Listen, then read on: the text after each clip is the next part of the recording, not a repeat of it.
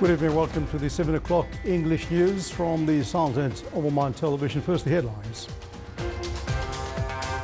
The Shura Council Office approves the report of Economic and Financial Committee on issuing the approved tariff regulations for electricity and water supply. BP Oman announces the completion of the first operation to stimulate production using hydraulic fracturing in one of the most important wells in Ghazir field. And the Strategic Research Program for Omani Heritage completes work of theoretical and field studies regarding projects that won research funding.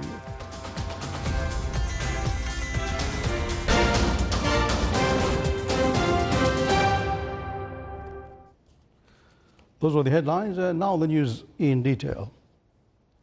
Office of the Shura Council approved during its meeting today report of the Economic and Financial Committee on the two decisions that relates to issuing the approved tariff regulation for electricity and water supply and amending some of the provisions of the tariff regulation for water supply. The office, during its fifth periodical meeting for the second annual round of the ninth period, discussed means of control presented by Shura members, like introducing electronic card for traders, which enable them to complete all the commercial transactions electronically with various public and private sector bodies. The office also discussed developing sewing and embroidery industry and Omanizing the professions.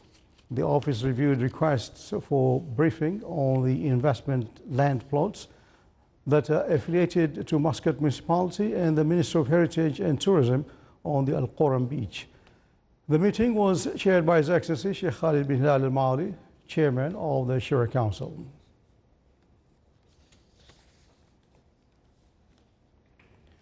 BP Oman announces the completion of the first operation to stimulate production using hydraulic fracturing in one of the most important wells in Ghazir field. More details in the following report. In search of new methods to facilitate the extraction process, British Petroleum Oman announces the completion of the first operation to stimulate production using hydraulic fracturing in one of the most important wells in the Ghazir field. The process of fracturing begins by pumping liquids and special materials in very accurate proportions to liberate gas and oil condensates and allow them to flow at a greater rate. In order to remove the liquid materials that were injected into the well, the company proceeded to develop the green completion technology, in which the production of the well from oil derivatives is directed to the production treatment plants instead of burning them. The tasks of rock fracturing process were assumed by Abraj Energy Services, and by increasing the proportions of its spending in the construction of wells, British Petroleum Oman aims to enhance the local added value and raise productivity in partnership with local companies, which prove their ability to implement one of the most complex services in well engineering. With the start of production operations in the concession area of Square 61, the total production capacity is expected to increase, exceeding 1 billion cubic feet of gas and more than 65,000 barrels per day of associated condensates, and with more than 10 trillion cubic feet of extractable gas, which would provide additional energy for local industries and contribute to increasing income from black gold. The Sultanate is considered one of the rich countries in terms of tangible and intangible heritage, and the board is concerned are focused in this aspect to deepen and market the Omani identity and civilization. Meanwhile, the Strategic Research Program for Omani Heritage is completing the research contracts for the 10 projects that won the 3 fields, which are Omani personalities working in trade and industry project for tales and legends related to places, and the Omani linguistics heritage. The project of Omani personalities working in trade and industry focused on highlighting their role through media and cinema since the ancient times, reaching the Omani Renaissance. The second project will shed light on some famous tales told in Oman, and the last one will be about gathering all the linguistics related materials and carvings on rocks wherever they are found in Oman.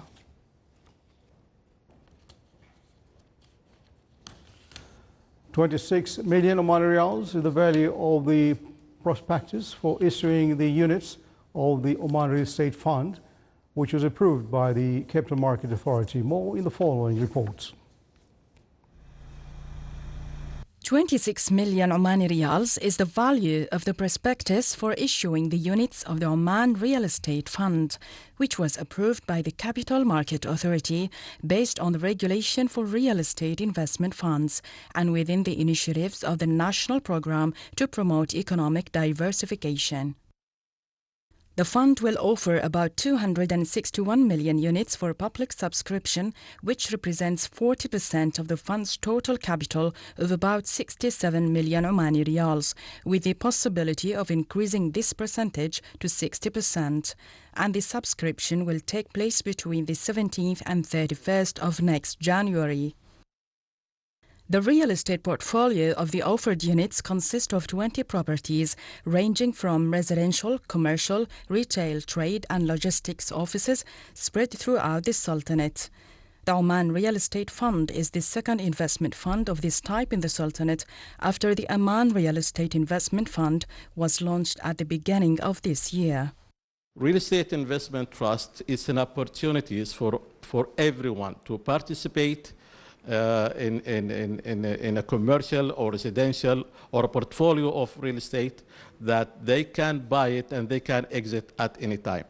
Now, the yield, which is, we believe, is so high that will be very attractive for all the investor in the Sultanate.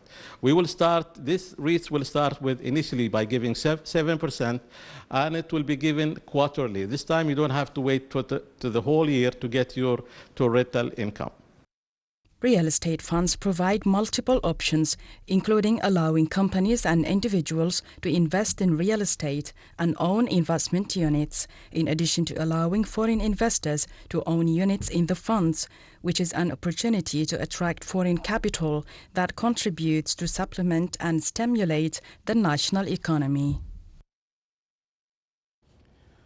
The Ministry of Health reported that the total number of coronavirus COVID-19 registered cases in the Sultanate reached 128,143 cases, with 1,490 deaths.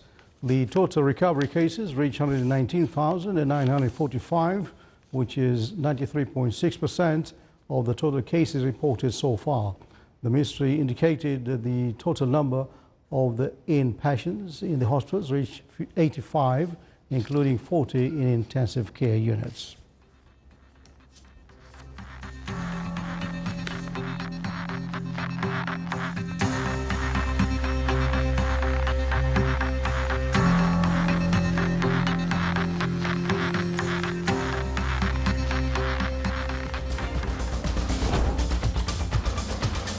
To come news bulletin. The Sultan skies witnessed the celestial marvel of Saturn and Jupiter conjunction in a rare astronomical phenomenon.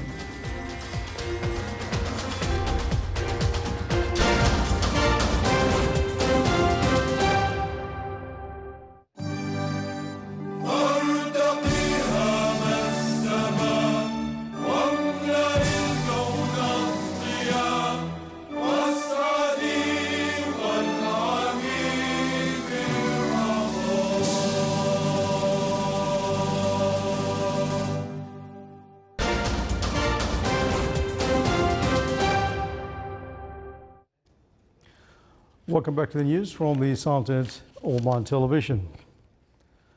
As dozens of countries blocked the flow of people and goods from Britain to avoid a new and more contagious strain of coronavirus, scientists raced to understand how it emerged and the scope of its threat.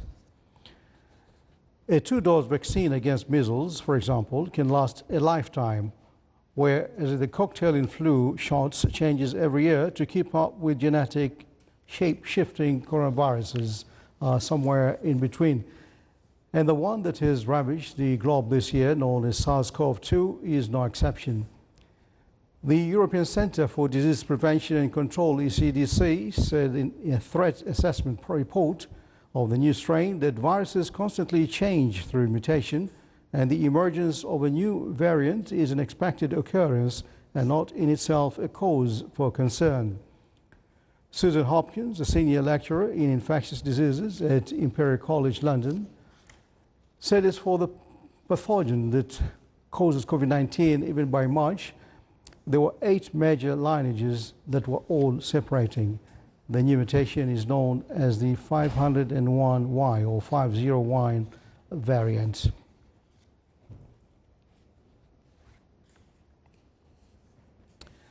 The US Congress has easily passed a $900 billion pandemic relief package.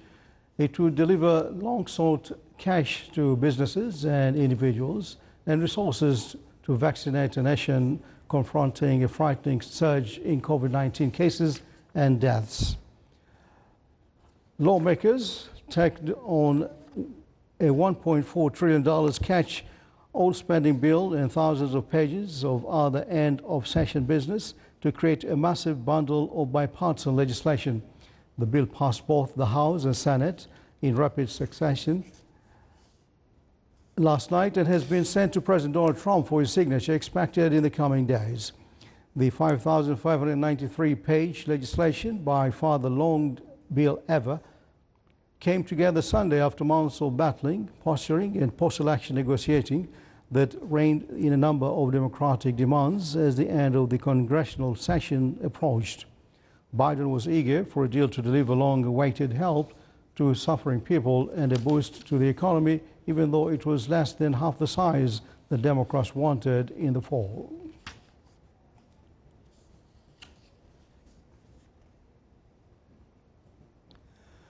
Sudan's Justice Ministry said the U.S. Congress has moved forward on Washington's promise to end the African country's pariah status. The ministry said the Congress passed legislation that restored to Sudan what is known as sovereign immunity, a measure that would effectively stop future compensation claims from being filed against it in the U.S. courts. It did not grant Sudan immunity from being sued by the 9/11 victims' families. The legislation caps efforts by President Donald Trump to remove Sudan from the U.S. list of state sponsors of terrorism as part of its normalization deal with Israel.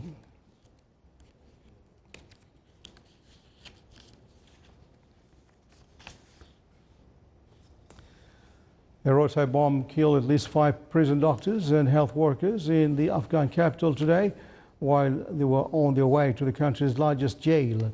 The Taliban said they were not involved in the attack, as the 5 were on their way to the sprawling Puli Charkhi prison, housing hundreds of prisoners, including scores of Taliban insurgents.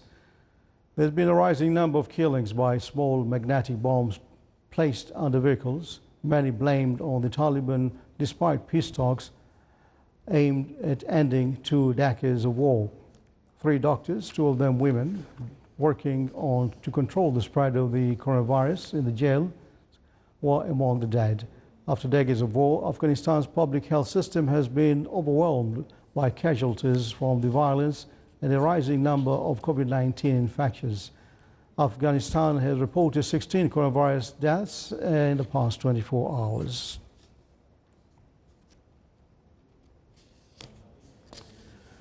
Space enthusiasts in Oman and in many parts of the world had the opportunity to watch a rare celestial event last night as the Jupiter and the Saturn appeared to merge and looked like a single bright star in what is called conjunction.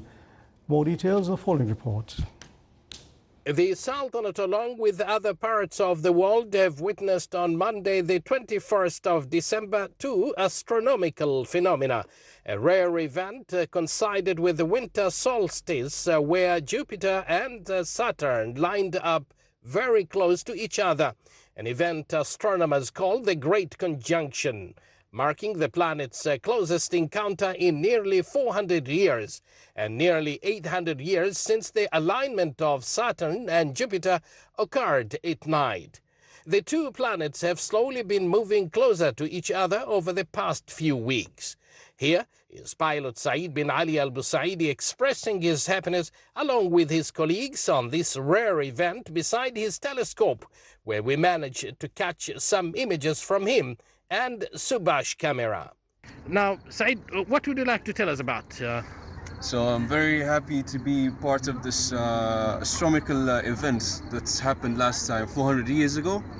So it's basically the conjunction of Jupiter and Saturn, and we're very glad to be here in one of the spots here in Muscat.